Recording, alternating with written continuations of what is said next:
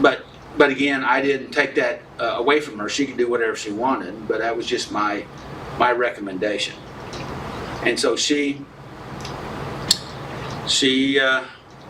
went through it. She finally was able to break the tie and make some changes, start rebuilding her life. But she had to come out of untitled self-deception. She knew what she was doing wasn't right, but she was allowing herself to be deceived, and she was deceiving herself. Does that make sense? And we all can relate with that in one way or another. Yeah. So, in fact, not too long ago, I was talking to her on the phone, and she was, she basically said, again, you saved my life. And I said, no, I didn't save it. I helped you to save it. You and Jesus did it. So. That reminds me of Carl Jung's archetype, the prostitute. And a lot of time, we think of that word and we think of that action only, but it's any time that you sell a boundary for something that you feel is comfortable in the moment. That's how I was seeing it, because I was correlating it kind of with the codependency, as a wife, thinking that oh, I have to do these things, and that as a wife, this is my ministry, and I feel like it's not a big difference, So that was my process. I know I probably went a little deeper than maybe should have, but anyway. Go ahead, Willie. You ready to wrap her up?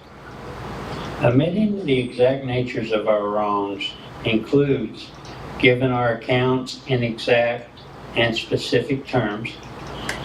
It is only when we get specific that we know that we will no longer be able to be fooled ourselves. But the nature of our wrong, be fooled about the nature of our wrongdoing, of our wrongs. Since we cannot ignore God and get away with it anyway, we might as well come clean and be forgiven. What do you think about that statement?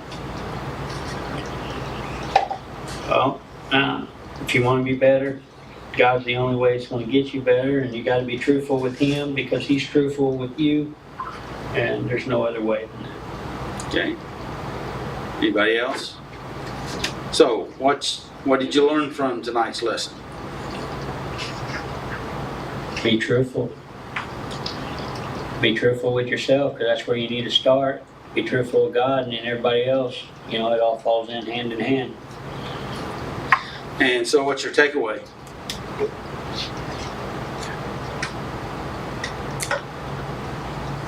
That I can continue the path that I'm on and just start realizing that I don't need to lie to myself to get where I'm going. My path's already there. I just got to quit lying to myself and press on, clean up as I go. Okay. Thank you, Willie. And that's reflection and questions. Yes.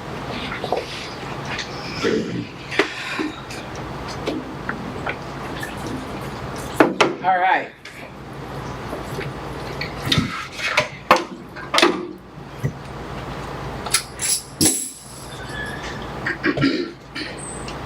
I love how God is when you're working on something and then all of a sudden, here's a lesson, and gives you an opportunity to teach what you've been going through. So, I know I've shared over the last 9 months that I've been doing a lot of studying, a lot of healing, a lot of inner child stuff, and so this really is what I have been digging for. So the question is, as you examine yourself, can you admit to some self-deception in the past? A lot of my self-deception I had to I've been really finally getting to like the root of behaviors. I've been doing this for 13 years. I've identified the quote unquote toxic behaviors, but where did those toxic behaviors come from, and what is my actual sin? And like, so as I'm reading, and Jesus, he says like, be angry, sin not, don't let resentment and bitterness take root. So that's the sin nature, the resentment, the bitterness, the holding it in, the not emptying it out, the shame. These are the roots that I found of all of those behaviors: the shame, the beating myself up to such a degree because I felt unworthy. And a lot of it did come from not forgiving myself. And whenever I first started doing like the mirror exercise, it was, me trying to, I guess, convince myself instead of going to God and being like, I forgive myself because you forgive me. You say I'm blameless after I've said these things and I've forgiven, then I choose to believe that I am now, because it's forgiven and forgotten, right? That's what it says in the Bible. And so a lot of the self-deception was, as long as I continued in shame or guilt or resentment or bitterness, that's where, like Doug said, I continued to blame. And a lot of times I blamed myself more than I blamed others, because I had gotten to such a point after so much of like the abuse cycle that I thoroughly believe like if this is always happening, then it is always my fault, and maybe to an extent, but it's like also having to pull that web apart and be like, okay, no. Two traumatized people attract each other, right? And so to pull that out, let them have theirs, you keep yours, and then figure out where the root is. And that's how I've been able to come to like admit through multiple times going through this what the self-deception is, and that that is like the thought that I'm not worthy enough for God's forgiveness. I'm not worthy enough for my own, and because that's what shame does. Shame tells you you aren't. Shame tells you that you are a mistake, Yes. not that you made a mistake. Exactly. Yes, and so that's what I was over there thinking about, and I forgot it when I got up, was talking about Carl Jung's archetypes. Is you can view shame as an archetype, so you, instead of being like, this is my shame, no, I have been shamed, I owned it, but I can pull it off. It's its own entity now, and as you can view it as a trash can. So as I take it off and I'm identifying, I can pull these pieces out and put it in the trash can. Yeah. And that's what I have chose with all those: the shame, the guilt, the resentment, the bitterness, the rage, the anger, and also sit with them and be like, okay, what are you teaching me? What do I need to learn about this? Kind of like I said, I create best friends. So if they've always been with me, tell me what it is that I'm not figuring out right now. Yeah, good. And then you learn, like, they weren't, for me, I don't think that they ever felt like that they were actually there to be destructive, but to protect. And so it's no longer a darkness for me. It is now like, okay, I understand why you exist, why you existed. I'm not going to say that, I'm not even going to blame them anymore, and that's where, like, I feel like I've been able to find the gratitude in the long suffering. Like, I'm grateful in these moments, because like if I didn't have the warrior archetype, which is the rage and the anger, I would have never had the guts to leave domestic violence. You know, if I didn't have the warrior archetype, I would have never had the guts to defend my children, you know? And so I can't hate it completely, but maybe like you shine light on it and you realize that the shadow is bigger than what it actually is, kind of thing. And so you're able to own it, like, this is actually like a emotion God put in me to protect myself and to protect my children and to protect others. But when we can take it too far after we've gone through too much, you know, and then we start causing harm, which was a major, major breakthrough for me. Because then I'm like, I don't have to feel shame. It was what it was and it served a purpose. And now it's able to like lose its weight and still stick around, you know? And so now I'm able to see boundaries and set the boundaries within myself. So they're like the bricks that we talked about a couple weeks ago about like building that fortress, you know, that fortress of strength in God, or fortress of refuge. And so that's how it's helped. And I hope that like I didn't over explain that. I've just gone through a lot of trying to figure it out, to how God is going to, he is and has always been causing it to work out for my good. So, do you have any other questions? Hold that right there. Yeah. I don't have a question. I can make a statement Okay. if you want me to. Sure.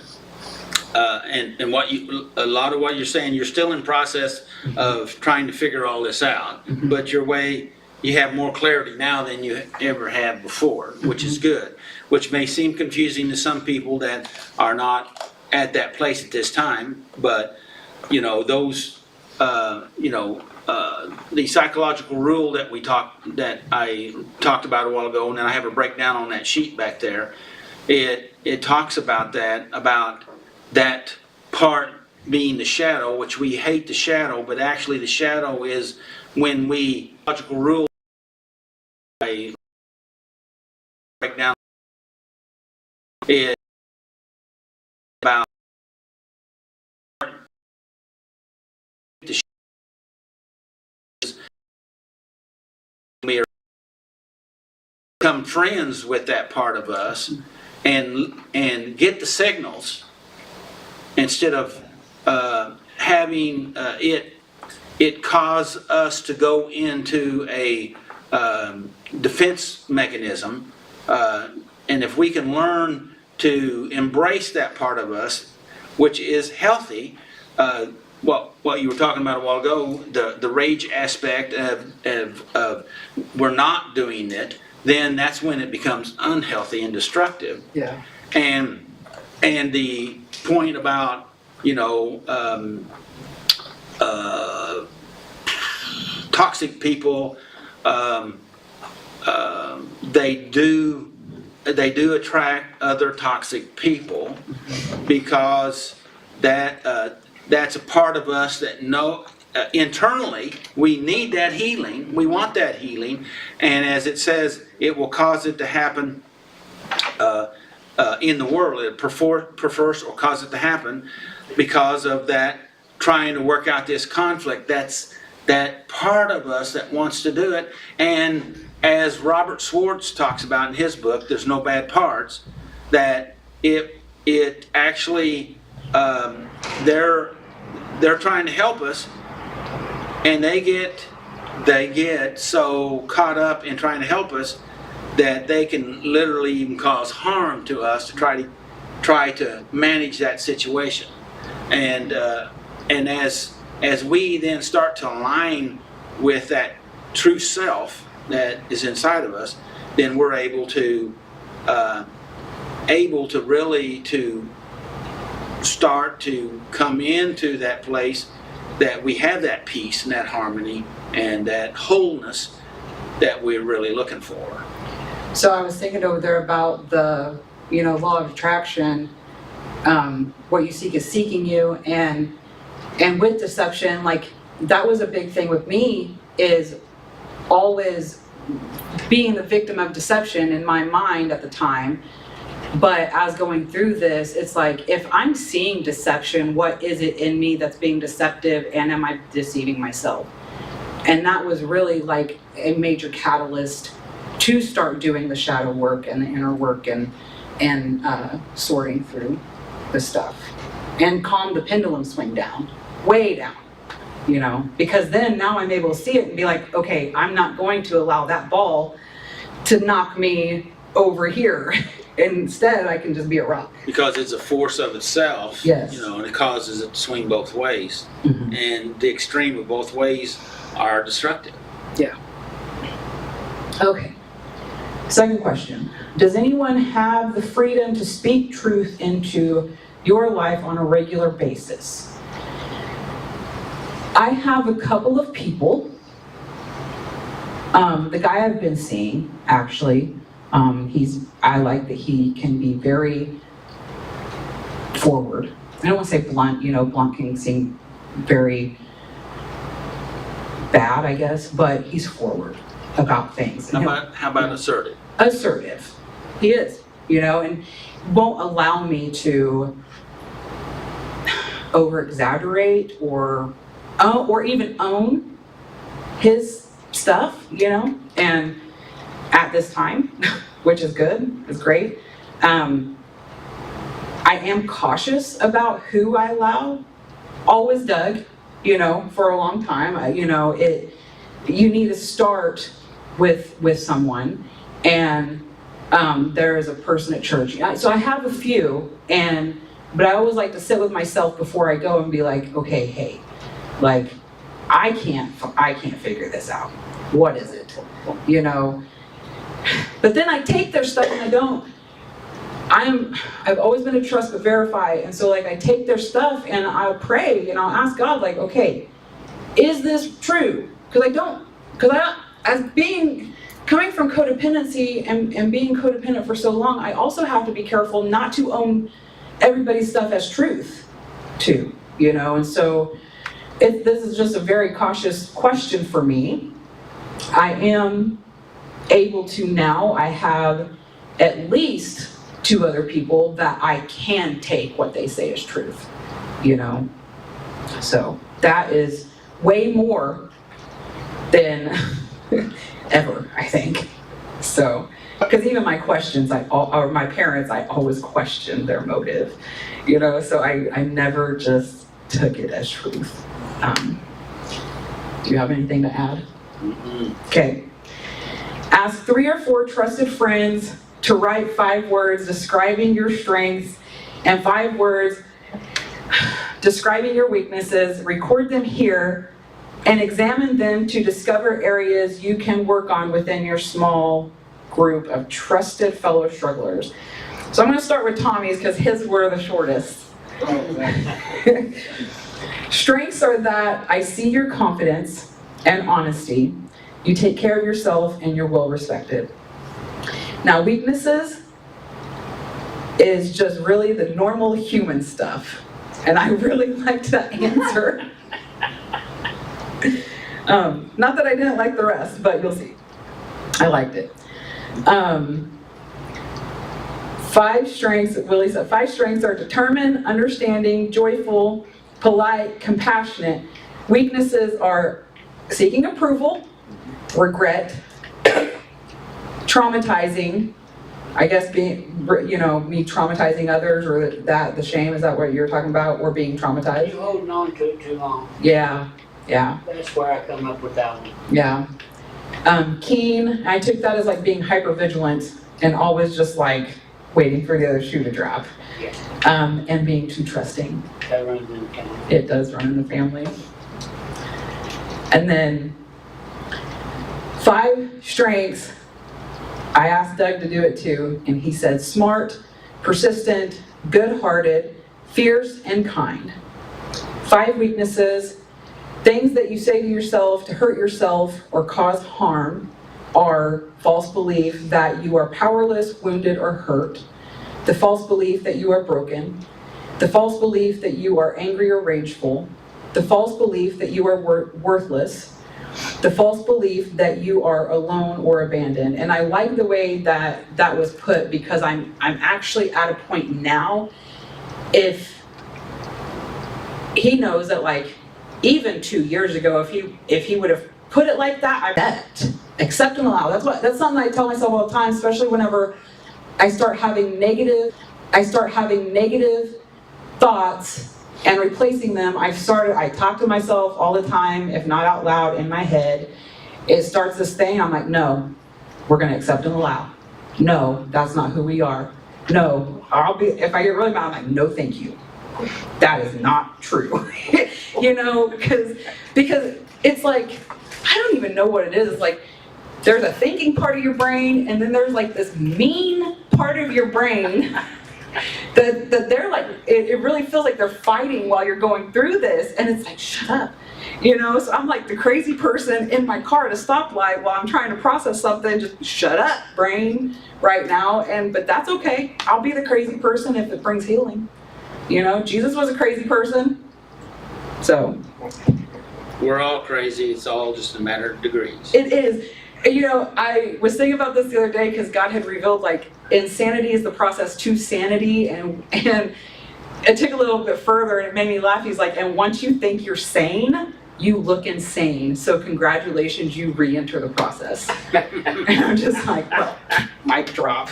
And it's just a whole nother level, I guess, of insanity. So, Good? anything else to add? No? All right, my takeaway. Do you want to ask the question? No, go right ahead. I didn't want to take away from you. So, my takeaway from this is that the process really is not, I'm going to say this, it's going to sound heartless. It's not as bad as it seems. And I get it. I remember, and I'm sure in the future there might be moments where, like, it just feels like it's the heaviest thing. But the clarity that I am at today, because it's just for today, is I'm able to look back at this part that was, to me, the deepest pits of hell, and be grateful and also proud of myself for partnering with God to get through, and not taking myself out in the moments I wanted to, and not taking others out in the moments that I wanted to, because I still have my freedom, and I still have my life, and I still have my God. And I am still dealing with consequences, with my oldest not wanting to talk to me. I've lost friendships that they don't want back, and that's fine, but I've planted those seeds of, I'm sorry I did this. I can only go so far, and then I say the truth, make my peace, and then accept and allow. And if it's in God's will, I'll get those relationships back, because he says, like, he will restore us. And so once you get out of that process of the hell and you're able to see and hear and receive, then it is starting a whole new process of restoration. When really the whole process is restoration. It's just, we're not as dense as we once was. The only comment I have on that, and I thought what you said was really good, that you made a comment that it's not as hard as we think it is. Mm-hmm. And really the hard part is being willing to go ahead and make that decision, mm-hmm. to make that action. And the action is not as hard as we thought it was. The hard part is be willing to go ahead and make the decision. Yeah. Isn't it true? And when you make the decision, in fact, and then just lean a little bit forward, and then it'll start pushing you through it. Mm-hmm. Yeah, like I was just thinking, like, the fear of letting go and the fear of the unknown is because that means we're having to let go of a world that we built, and we think that if we remove ourselves that we're going to destroy everything when it really it is, we're removing ourselves from that because it's crushing us. And, you know, let it fall, let it burn, let it crumble. It wasn't meant for us, you know, so. That reminded me of the old statement that I heard about people that was on the Titanic, and they were carrying their money with them, and most of it was in gold in their belts, and they didn't want to let go of that was causing them to go down into the water. Yeah. And so because they wouldn't let go of it, they stayed with it to the bottom. Yeah. And if we can let go of that's drowning us, then we can arise and be free. Like a refiner's fire, become a phoenix. Okay. So your takeaway? That was it. Don't stress the process. Like, we can't add, life be lifing, okay? It already has issues.